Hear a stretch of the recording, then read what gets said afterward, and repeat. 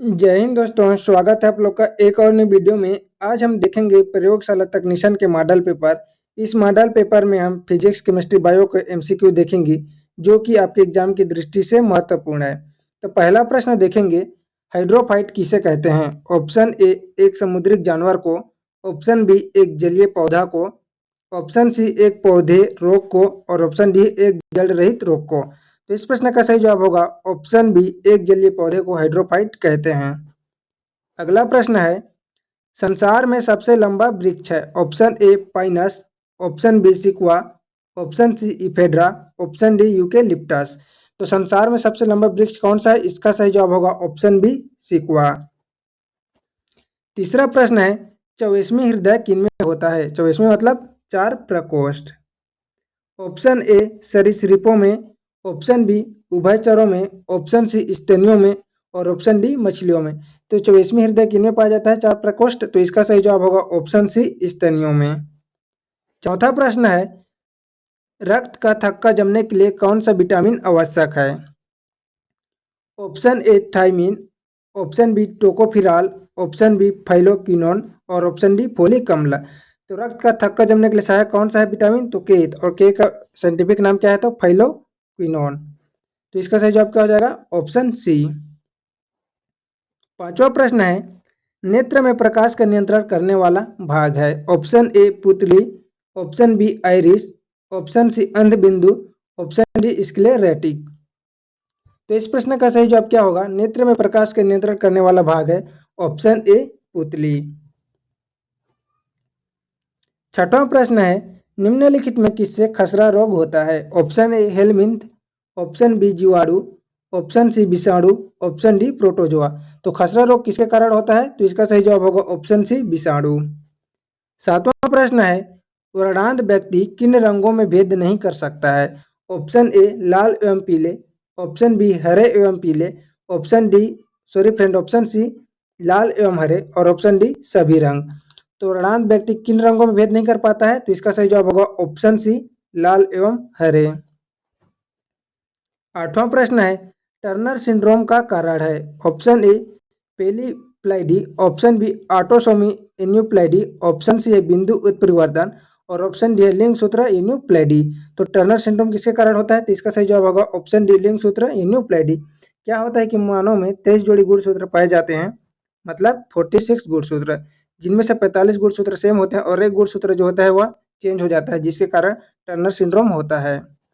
नौवां प्रश्न है, जीव विज्ञान का जनक है तो कौन है? देखेंगे, ऑप्शन ए अरस्तु, option B Galton, option C सुकरात और option D Gregor John Mendel. तो जीव विज्ञान का जनक कौन है? तो इसका सही जवाब होगा ऑप्शन ए अरस्तु। 10वां प्रश्न है, शरीर में सबसे अधिक पाए जाने वाला ऊतक कौन सा है? ऑप्शन ए पेशी ऊतक, ऑप्शन बी उपकला ऊतक, ऑप्शन सी संयोजी ऊतक, ऑप्शन डी तंत्रिका ऊतक। तो शरीर में सबसे अधिक पाए जाने वाला ऊतक कौन सा है? तो इसका सही जवाब होगा ऑप्शन सी संयोजी ऊतक। अब हम भौतिक विज्ञान के 10 प्रश्न देखेंगे। ऑप्शन है, पहला प्रश्न है 11वां प्रश्न, ल्यूमेन किसका मात्रक है? ऑप्शन ए ज्योति फ्लक्स का, ऑप्शन बी ज्योति तीव्रता का, ऑप्शन डी प्रदीप्ति घनत्व का और ऑप्शन डी चमक का। तो ल्यूमेन किसका मात्रक है? तो इसका सही जवाब होगा ऑप्शन ए ज्योति फ्लक्स का। 12वां प्रश्न है, पानी से निकालने पर शेविंग ब्रश के बाल आपस में चिपक जाते हैं, इसका कारण है? ऑप्शन ए पृष्ठ तनाव, ऑप्शन बी श्यानता, ऑप्शन सी प्रत्यास्था और ऑप्शन डी घर्षण। तो पानी से निकालने पर शेविंग ब्रश के बाल आपस में चिपक जाते हैं, इसका कारण क्या होगा? तो ऑप्शन ए पृष्ठ तनाव। 13वां प्रश्न है, किसी उपग्रह में किसी अंतरिक्ष यात्री द्वारा गिराया गया गेंद, ऑप्शन है फर्श पर गिर जाएगा, ऑप्शन बी है अचल रहेगा, ऑप्शन सी है उपग्रह की गति का अनुकरण करता रहेगा और ऑप्शन डी है स्पर्श रेखा दिशा में चलेगा। तो इस प्रश्न का सही जवाब हो जाएगा ऑप्शन सी उपग्रह की गति का अनुसरण करता रहेगा, ऑप्शन सी। अगला प्रश्न है, आर्द्रता का मापन किससे किया जाता है? Option A hydrometer, option B है हाइग्रोमीटर, ऑप्शन सी है पैरोमीटर और ऑप्शन डी है लैक्टोमीटर। तो आर्द्रता का मापन किससे किया जाता है? तो इसका सही जवाब होगा ऑप्शन बी हाइग्रोमीटर।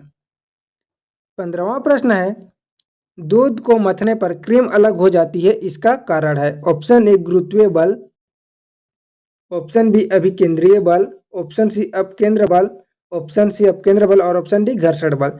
तो दूध को मथने पर क्रीम अलग हो जाती है, इसका कारण है ऑप्शन सी अपकेंद्र बल।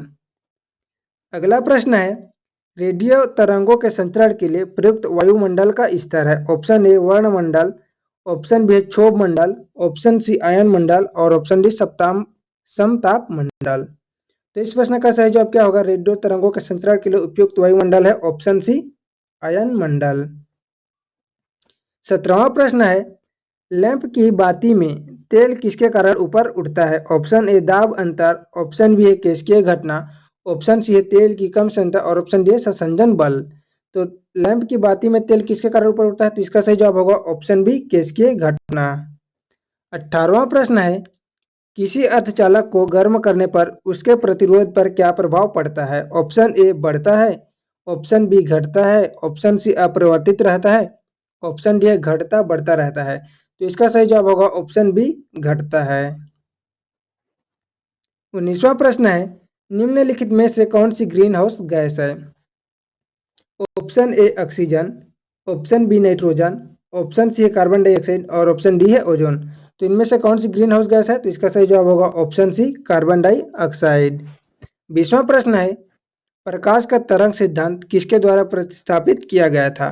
Option A Newton, option B Huygens, option C Planck, option D Faraday. तो इस प्रश्न का सही जवाब क्या होगा? तो इस प्रश्न का सही जवाब होगा ऑप्शन बी हाइगेंस।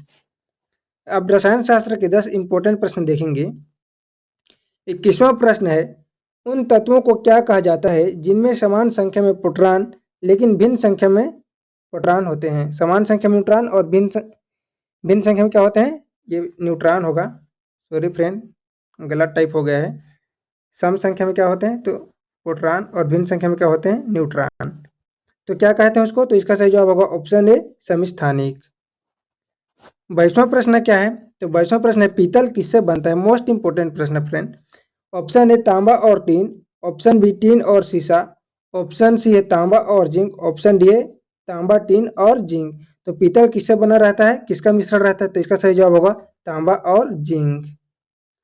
23वां प्रश्न है, पोर्टलैंड सीमेंट में जिप्सम मिलाने से मदद मिलती है। ऑप्शन ए सीमेंट का सामर्थ्य बढ़ने में, ऑप्शन बी है सीमेंट के शीघ्र जमने में, ऑप्शन सी है सीमेंट को शीघ्र जमने से रोकने में और ऑप्शन डी है सीमेंट को लागत कम करने में। तो इस प्रश्न का सही जवाब होगा पोर्टलैंड में सीमेंट जिप्सम मिलाने से मदद मिलती है सीमेंट को शीघ्र जमने से रोकने में, ऑप्शन सी। अगला प्रश्न है, मामूली कट जाने पर फिटकिरी रक्त स्त्राव को रोक देती है, इसका कारण है? ऑप्शन ए ब्लाइकियन, option B emulsion, option C अपोहन, ऑप्शन डी है स्कंदन। तो इसका सही जवाब होगा ऑप्शन डी स्कंदन। 25वां प्रश्न है, शुष्क बर्फ किसका ठोस रूप है? Option A ammonia, option B carbon dioxide, option C nitrogen और ऑप्शन डी है ऑक्सीजन। मोस्ट इंपोर्टेंट प्रश्न है, ये एग्जाम में आए हुए हैं कई बार, तो ध्यान दीजिएगा इस प्रश्न को। शुष्क बर्फ किसका ठोस रूप है? तो इसका सही जवाब होगा ऑप्शन बी कार्बन डाइऑक्साइड का। 26वां प्रश्न है, एलपीजी सिलेंडर में दाब के अंतर्गत द्रव रूप में मुख्यतः गैसों के मिश्रण को भरा जाता है। तो एलपीजी में क्या क्या मिश्रण रहता है? तो देखेंगे, ऑप्शन ए मीथेन और इथेन, ऑप्शन बी है इथेन और हेक्सेन, ऑप्शन सी है प्रोपेन और ब्यूटेन और ऑप्शन डी है हेक्सेन और ऑक्टेन। तो इसका सही जवाब क्या हो जाएगा? तो इसका सही जवाब होगा ऑप्शन सी, एलपीजी में मिश्रण होते हैं प्रोपेन और ब्यूटेन का। 27वां प्रश्न है, ये भी मोस्ट इंपोर्टेंट प्रश्न, एग्जाम में आया हुआ प्रश्न है ये। प्राकृतिक रबड़ किसका बहुलक है? ऑप्शन ए आइसोप्रीन का, ऑप्शन बी स्टाइरिन का, ऑप्शन सी ब्यूटाडाइन का, ऑप्शन डी एथिलीन का। तो प्राकृतिक रबड़ किसका बहुलक है? तो इसका सही जवाब होगा ऑप्शन ए आइसोप्रीन का।